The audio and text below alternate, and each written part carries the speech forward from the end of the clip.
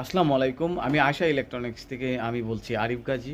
আজ আমি প্যানাসোনিক দ্যাটটনের একটা এফ F98 ইরোর কোড নিয়ে কথা বলবো।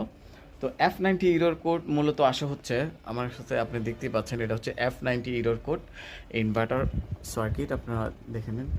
তো F90 ইরোর কোড আসার কারণ হচ্ছে কোনো ধরনের আউটডোর যদি ওভারহিটিং হয় সেক্ষেত্রে F90 ইরোর কোড আসবে।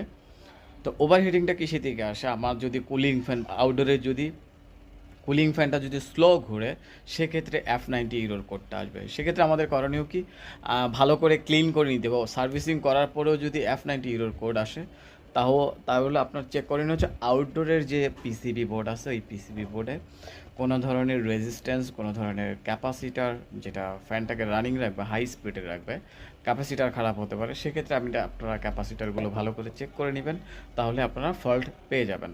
তো দেখা হচ্ছে নতুন কোনো ভিডিওতে।